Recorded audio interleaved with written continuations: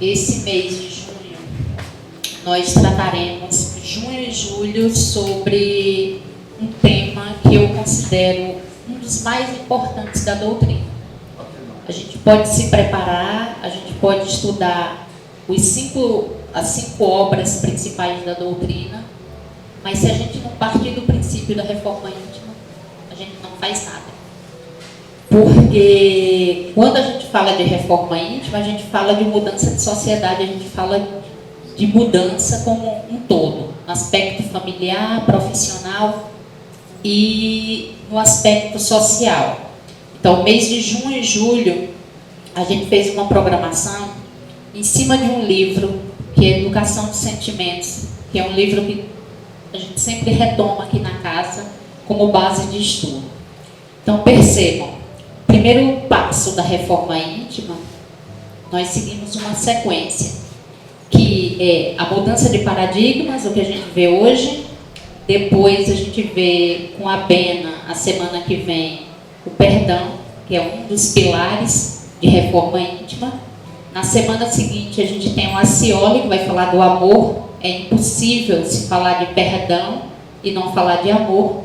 E depois o Rogério termina o mês falando sobre pequenos gestos que mudam o mundo. Então, nesse mês de junho, a gente cumpre a primeira parte, que é justamente de tentar reformular a sociedade, tentar reformular a família, que foi o nosso tema do mês anterior. E é impossível tentar mudar família e sociedade se a gente não fizer a reforma íntima. Obviamente que esse processo de reforma íntima, ele é pessoal, intransferível e lento. Então a gente deve entender que tem dias que a gente vai conseguir e tem dias que a gente derruba tudo aquilo que a gente construiu. Mas aí a gente volta para aquele princípio fundamental que nós estamos no mundo de provas e expiações, e por estar em provas e expiações, obviamente que nós devemos primeiro aprender o auto-perdão. O tema de hoje é, quando a gente versa sobre mudança de paradigmas, a própria psicologia nos diz que a gente absorve nesses 30, 40 minutos que a gente vai conversar, pelo menos os primeiros 20 minutos. Eu vou fazer uma proposta para que não fique cansativo e para, à medida que eu vá discorrendo sobre o assunto, vocês não viajem nos pensamentos de vocês e fiquem indo e voltando. Então, vamos fechar o nosso bate-papo de hoje. São paradigmas, o primeiro ponto. 2, a mudança desses paradigmas. E 3, que fecha o nosso diálogo, que é a criatividade e a flexibilidade. Então, primeiro ponto. Vocês já ouviram falar da Síndrome de Gabriela? A Síndrome de Gabriela é justamente aquela musiquinha, eu nasci assim, você sempre assim, Gabriela, não é? E a gente precisa já permear o nosso pensamento aí que nós temos isso. Nós temos isso na nossa vida profissional. Não, eu trabalho assim. Não, meu perfil é esse. E as empresas, de certa forma, nos guiam nesse sentido também, né? Você precisa ter o perfil da empresa para que você seja contratado. E quando você vai adquirindo anos e anos de experiência profissional, você vai trazendo ranços profissionais. Quando a gente traz isso para dentro da casa da gente, a gente também tem isso. A maior, e eu não estou dizendo isso, são dados científicos que o maior número de divórcios no nosso país vem justamente dessa ideia de que, não, eu não me adaptei ao jeito dela, não, eu não me adaptei ao comportamento dele. São paradigmas que nós trazemos dentro de nós. Eu sou assim, eu nasci assim, eu fui criado assim, eu sigo tal grupo político porque faz parte da minha família. São modelos, são regras de conduta que nós trazemos. E nós temos muita dificuldade de desapegar desses paradigmas. Porque esses paradigmas, eles são construídos ao longo dos anos. Nós fomos criados de certa forma e nós temos muita dificuldade de nos desapegar do nosso vínculo familiar. Aí eu já determino o nosso ponto Os paradigmas são regras de conduta que nós trazemos. São comportamentos que estão enraizados dentro de nós. É o primeiro ponto. Dentro desse ponto 1, a gente trabalha uma vertente muito interessante, que é os fatores que trazem problemas de convivência em função do nosso apego a esses paradigmas. Eu sou assim, eu não mudo, eu tenho esse jeito, ele é meu. Profissionalmente, nós trazemos inúmeros transtornos, porque nós nos tornamos pessoas de difícil convivência. Na vida familiar, nós trazemos traumas terríveis para quem convive com a gente, porque a gente diz que nós somos assim. Se nós somos assim, nós devemos ser respeitados na nossa individualidade. E na vida social, que é o conjunto disso tudo, os problemas se tornam amplos, porque nós temos uma estrutura social danificada em nome de paradigmas que nós nos apegamos a eles e temos inúmeras dificuldades de mudança. Pronto, eu já determinei o que é um paradigma, agora eu preciso trazer esses comportamentos que são arraigados para a visão espírita. Como simpatizantes ou praticantes da doutrina espírita, nós entendemos que nós somos um subproduto de reencarnações. Isso é muito simples de se entender. Esse subproduto de reencarnações significa que a cada vivência nós vamos trazendo ranços dessas vivências. Significa dizer que, e aí a gente vamos usar um exemplo bem simples dentro da nossa família. Mamãe tem 5 filhos e eles não se parecem, mas mamãe deu, papai deu a mesma educação para esses 5 filhos.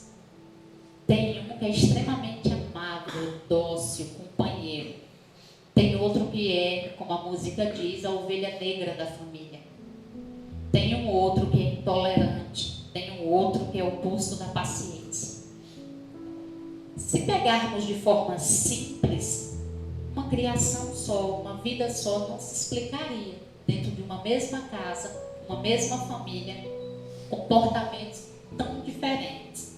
Então a doutrina, dentro dessa perspectiva, ela nos diz que é impossível não trazer de outras experiências vivenciadas o acúmulo daquilo que nós somos. Se nós progredimos, significa dizer que nós trazemos para essa vivência atual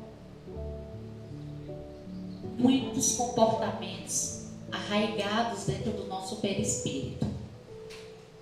Vamos pegar, por exemplo, inúmeras pessoas que têm valores morais muito presos, outros que não têm a mínima ideia de respeito à individualidade do outro. Se eu tenho dentro da visão espírita essa ideia real de que eu trago de outras experiências uma visão, um comportamento que é acumulativo, eu parto do princípio, então, que dentro dessa ideia nós temos os paradigmas que nos levam à felicidade e os paradigmas que nos levam à tristeza. Já ouviram aquela história que diz: eu tento e obtenho os mesmos resultados? Não tenho sorte. Já ouviu isso? Eu sempre escolho errado, estou sempre sofrendo. Todos os caminhos que eu tento seguir me levam sempre ao sofrimento. E Kant, ele nos diz o seguinte, que à medida que eu tenho dificuldade de mudar o meu comportamento, significa dizer que eu abro espaço e eu abro o caminho para o sofrimento, porque eu não tenho flexibilidade. Eu acredito, quando eu tenho um pensamento dentro de um paradigma muito fechado, eu tenho muita dificuldade de entender que toda regra tem uma exceção. Eu tenho muita dificuldade de entender que eu sofro da doença das certezas. Já ouviram falar dessa doença? É a doença que você não se abre à perspectiva do outro. eu tenho o meu paradigma fechado, meu comportamento é esse, eu sigo tal cartilha, então eu carrego dentro de mim a doença das certezas, eu já tenho certeza de tudo. Nenhum outro caminho me levará ao resultado que eu pretendo, porque eu tenho um comportamento adequado para cada situação. Se eu sofro dessa doença da certeza, significa dizer que o que o outro traz para a minha vida não tem importância. Se não tem importância, significa dizer que as minhas relações elas se tornam falíveis, porque eu não tenho abertura para a convivência com o outro. Se eu não tenho abertura para a convivência com o outro, significa dizer que a pessoa ou se adequa à minha forma ou não tem espaço na minha vida. Daí, meus queridos, nós temos de fato a resposta para tantos relacionamentos superficiais, profissionalmente, pessoalmente. São relacionamentos falíveis. E por que eles são falíveis?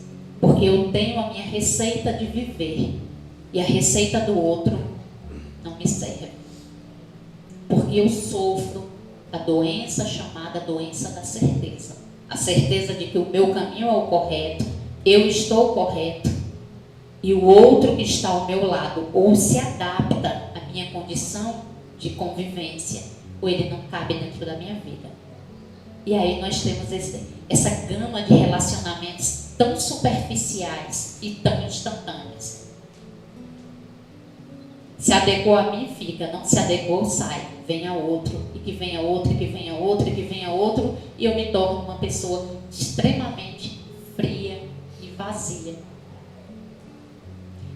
O mesmo autor, ele nos recomenda. Ele diz, olha, os paradigmas infelizes, você já sabe quais são os caminhos que você terá e os resultados também. Se eu tenho o mesmo comportamento, eu tenho os mesmos resultados sempre. O outro não cabe na minha vida, eu não tenho condições de ser flexível com a dor do outro. Por quê? Eu fui criado assim.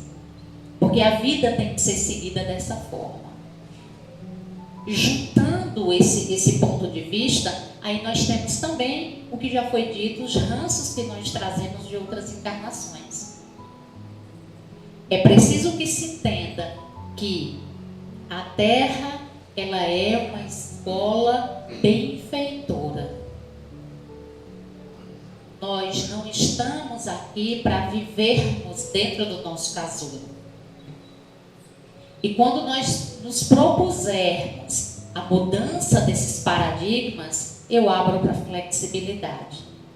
Nós espíritas temos uma mania terrível de dizer, terrível dos espíritas. A gente costuma dizer, fulano não tem jeito, nessa encarnação não. Não muda não, é intrínseco, é dele, é dela isso daí, não tem mudança. E é um erro nosso. Porque aí a gente vai para um outro lado da ponte. Se eu digo que fulano nasceu assim e vai morrer assim, porque essa encarnação só essa não vai dar conta de tanto egoísmo, só essa não vai dar conta de tanta irresponsabilidade, significa dizer, então, que a doutrina cai por terra. Que todo o ideal da doutrina de que a vida é uma escola de bênçãos e aprendizados, ela cai por terra. Todo encarnado tem o direito de cair e de levantar. Nós não podemos fechar a vida de ninguém e, olha, ele nasceu assim, isso aí é dele, isso aí é dela, não tem mudanças. Todos nós crescemos dentro das adversidades que nos é proposta nessa vida. Se alguém aqui viver e dizer, olha, Josi, minha vida é só felicidade, eu vou falar igual o pastor Cláudio, não mexa com essa pessoa, deixa ela quieta. Porque a vida dessa pessoa é só de felicidade, é só de paz. Não, nós vivemos no eterno, sobe e desce. Mas para que esse sobe e desce aconteça, nós precisamos nos colocar dentro dos paradigmas felizes. E falar desses paradigmas felizes é justamente a mudança de comportamento. é justamente a proposta do nosso mês, que é reforma íntima. Essa reforma íntima, ela é sua. Infelizmente, ninguém pode fazer esse percurso por você. Essa reforma íntima é você entender que as dores, elas vêm para te moldar. Não é que Deus não goste de você. Não é que as dificuldades vêm porque você está pagando alguma coisa. Não é que essas dificuldades, elas ocorram, porque você tem vidas pretéritas e você precisa pagar as suas dívidas. Antes de qualquer coisa, ela vem para o teu crescimento. Que bom seria se nós não precisássemos dessas dores para se moldar. Que bom seria que os bons exemplos de outras pessoas nos fizessem crescer sem necessariamente passar pela dor. E aí eu faço um desafio. Qualquer pessoa que passe pelo processo da dor, ela sai modificada. A dor é a maior bênção da encarnação. Quem não vem pelo amor, vem pela dor, infelizmente. É claro que nós crescemos no amor. Quando nos é dado uma família, quando nos é dado um filho, isso é crescimento no amor. Porque nós somos modificados também pelo amor. Quando um filho de um vizinho passa por um problema de uma doença rara e precisa de ajuda, toda a sociedade se move. A menina Luna de Campo Formoso, um exemplo claro, que nós mobilizamos a cidade em prol dessa criança. Isso é amor. E nós mudamos os nossos paradigmas, que é o nosso comportamento, em nome dessa solidariedade, em nome dessa dor. Quantas vezes, só ao assistir uma reportagem, lembro de Denise na última palestra, que fala da dor de uma mãe por um filho, nós soltamos lágrimas. Por quê? Porque é o melhor que existe dentro da gente em nome de outra pessoa. Então, a dor de uma outra família nos coloca também dentro desse processo de crescimento. Mas, infelizmente, nós temos o domínio do nosso crescimento, nós não temos o do outro. E muitas vezes o outro que convive com a gente nos traz dor, nos traz decepção, nos faz cair, nos faz chorar. E aí a gente precisa se determinar nesse momento aí, se essa dor que chegou na minha vida eu vou utilizá-la para o paradigma de tristeza, que é ficar remoendo essa dor dia após dia sem mudança, ou se eu vou usar para o paradigma da felicidade, que é crescer com essa dor. E crescer com as decepções e crescer com a dor significa buscar a base maior do nosso mês, o perdão. Perdoar é a arte mais difícil do ser humano. O dia que o ser humano, o dia que nós conseguirmos chegar no ápice do perdão, nós encontraremos o progresso. Mas perdoar não é fácil. Perdoar é muito fácil para a pessoa que está escutando e dando conselho. Como é bom dar conselho. Tão bom. Perdoe. Abraço fraterno, perdão. Perdoe, que é bom. Perdoar liberta. Perdoar liberta, não é assim? Mas vivenciar a dor de quem recebeu o tapa é muito complicado. Porque nós não sabemos o que nós estamos trazendo de outras existências. De repente, a queda dessa vida não é a primeira. Você já sofreu essa decepção em outras e isso é acumulativo. Eu não resolvi nessa existência, então vem outra com 1/3 a mais para que eu aprenda. Então, a arte do perdão é muito difícil e ela nos leva ao paradigma da felicidade. Nós vamos aprender com a pena semana que vem a perdoar, né? Porque perdoar é o paradigma da felicidade. Esse paradigma da felicidade nos leva ao amor que é o supremo de todo e qualquer caminho que possamos chegar. Dentro do cristianismo, dentro do islamismo, dentro do budismo, todos eles nos levam a um único caminho, que é o caminho e o modelo a ser seguido do amor. Se eu tenho 2 pontos que eu devo seguir, e isso eu estou dizendo para vocês, que é mudança pessoal, que a gente precisa aprender a ser flexível, e essa flexibilidade é que nos levará à mudança de comportamento, à mudança do padrão vibratório em que nós vivemos. Nós vivemos em um padrão vibratório. Se eu reclamo muito, se eu sofro muito, se eu choro muito, eu estabeleço um padrão vibratório. Se eu sou flexível e utilizo dessa flexibilidade para o crescimento pessoal, eu entro em outro padrão vibratório. Agora, gente, é bom que se diga, e é bom que a gente sempre deixe claro nas nossas conversas e nos nossos diálogos, que nada é simples. Principalmente quando a gente fala de reforma íntima. Quando a gente fala de reforma íntima, a gente fala de flexibilidade diária.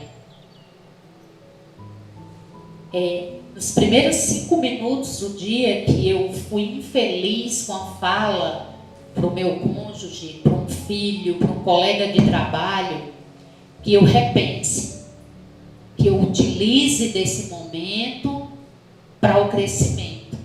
Porque o normal do ser humano, o normal da gente, é quando a gente faz algo errado, a gente já entra na defesa. É a autodefesa. Não, mas eu falei isso porque ele fez isso. E aí a gente sai do padrão de tentar mudar. Você não quer escutar. E percebam, algo que eu acho muito interessante, difícil, mas muito interessante. Quando houver um processo de discussão, o primeiro a se calar envergonha o outro. Em casa, no trabalho, dentro do grupo religioso, em qualquer ponto. Aprenda a calar e deixe o outro falar demais, machucar. Aprenda o silêncio. É o primeiro processo de mudança. É você deixar o outro escutar o que ele está falando. Escute o que você disse. Porque quando a gente deita com o juiz, que é o travesseiro e a nossa consciência, não tem coisa pior do que o outro só escutar a voz dele. Porque uma hora a raiva passa, uma hora baixa a poeira. E quando baixa, você passa a escutar, o outro escuta sozinho o que disse. É o primeiro ponto de mudança de paradigma. Quando eu digo paradigma e quando eu digo comportamento, nós somos fruto de diversos problemas diários. E cada um sabe qual é o maior paradigma de mudança dessa encarnação, da sua vida. Impaciência, agressividade, mania de grandeza, querer tirar vantagem sempre em qualquer relação. Então, quando a gente estabelece qual é o nosso ponto de mudança, nós temos condições de se tornar aí, criativo e flexível. A flexibilidade hoje, profissionalmente, se a gente for falar só profissionalmente, as empresas hoje buscam o quê? Profissionais flexíveis. Porque é o flexível que sabe conviver com as diferenças do cotidiano. Se a gente pega essa flexibilidade e leva para a nossa vida pessoal, a gente também tem um ganho enorme. Porque ser flexível é entender que o outro tem um nível diferente do seu. Nível de tolerância, nível cultural. Quando eu entendo que eu preciso viver de forma flexível e criativa, é pegar uma situação e analisar essa situação por diversas perspectivas. E isso é um exercício diário. É um exercício diário porque eu falei para vocês no início que a gente vive feito uma montanha-russa. Nós temos inúmeros sentimentos em 24 horas. E essas 24 horas elas são justamente a plantação do dia seguinte. E quando a gente tem essa ideia real, que eu vivo plantando e colhendo, essa ideia nos dá já a base de parar e pensar o que eu preciso plantar para o dia seguinte. E não adianta. Essa vontade de mudança, ela tem que partir de você. E para que você entenda que você precisa mudar esse paradigma, primeiro você precisa se reconhecer errado. E é a parte mais difícil do processo, que é a autoavaliação. A partir do momento que eu faço a minha parte, que eu me torno flexível, a minha parte, o outro não interessa. Porque quando a gente faz sempre algo, e Chico diz isso de forma muito, muito bacana, que ele diz, que é amar sem esperar nada em troca. Como é difícil e como é necessário. Porque quando a gente ama, e quando a gente é pai e mãe, a gente sabe que sentimento é esse. Porque a gente faz tudo sem esperar nada em troca. Eu nunca ouvi dizer, fora os momentos de cabeça quente com a mãe, depois que o filho se forma, pronto, está na hora agora de você retornar todo o investimento que eu fiz em você. Não existe. Que a gente faz, o filho, ele nos mostra o que é o amor verdadeiro. Um filho mostra para a gente o que é o amor incondicional. E o amor incondicional é justamente o que no futuro nós deveremos ter por todos. Nessa encarnação, não sei. Em outro plano, não sei. Mas quando a gente parte do princípio, que é a escadinha para o dia de amanhã, a gente aprende, pelo menos, a ser flexível, a ser tolerante com o erro do outro. Aquela capacidade que o psicólogo tem, que irrita muitas vezes, que é jogar a pergunta para você. Você passou por isso, e se fosse o contrário? Essa pergunta, e se fosse o contrário, ela tem inúmeras conotações. Ela nos mostra que nós somos passíveis dos erros que nós estamos sofrendo hoje. Pensar no que o outro te fez é importante, porque te leva a um caminho de crescimento. Você não pode colocar toda a sua energia nisso, porque o outro é diferente de você, porque o outro tem conceitos e vivências muito diferentes da sua. O que vale ressaltar e o que vale para a gente é entender que nós vivemos em constante progresso. O que eu não posso é tirar a pilha desse relógio, que ele vai parar. Ele não volta, mas ele também não adianta. E para que isso ocorra, é necessário que a gente aprenda a cada um olhar para si. Porque a gente passa a vida toda, 30, 40 anos de casado, olhando o erro do nosso companheiro. Difícil estar casado há 40 anos com fulano, porque esse defeito, esse defeito, esse defeito, esse defeito. E aí a gente perde a gente perde a preciosidade do maior presente que Deus dá pra gente, que é o hoje. E o hoje é crescimento nosso. Não perca seu tempo pensando, imaginando o que o outro está fazendo de errado e o que ele vai pagar. O que ele vai pagar é problema dele. Porque nós sabemos que a vida é ação e reação, plantação e colheita. Então vamos nos preocupar com a nossa plantação, com a nossa mudança. Porque o outro, ou os outros, eles nos acompanham. O nosso companheiro vai descer. Então cabe exclusivamente a nós pensar na nossa mudança de paradigmas. Pensar na nossa mudança de comportamento. Esquecer aquela doença da Gabriela e esquecer aquele ditado popular: e papagaio velho não se aprende mais. Nós aprendemos, incessantemente.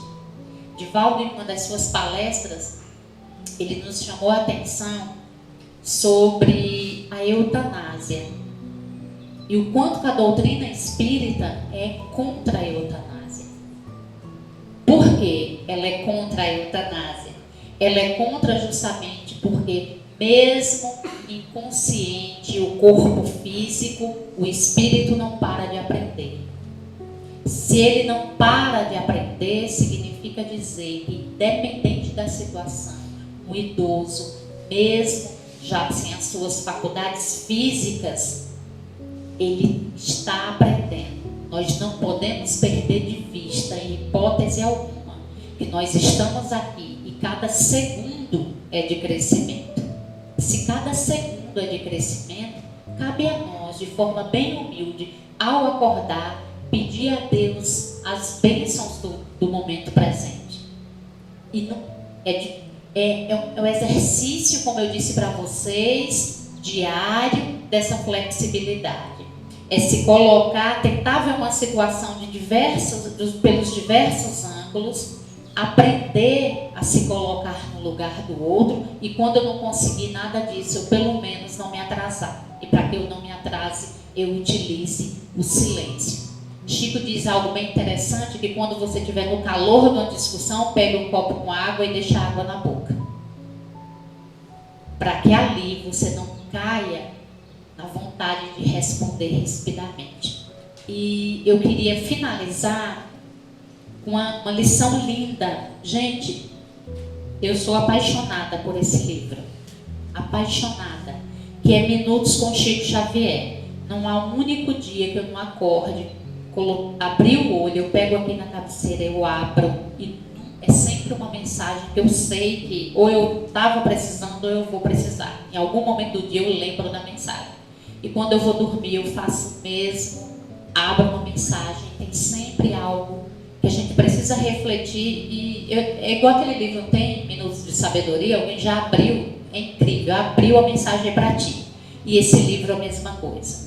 Ontem, enquanto eu estudava a conversa hoje com vocês, eu abri, e a mensagem, ela fecha bonitinho o nosso diálogo de hoje, que é justamente, Janaína, você entrega para mim, que é justamente a lição do relógio.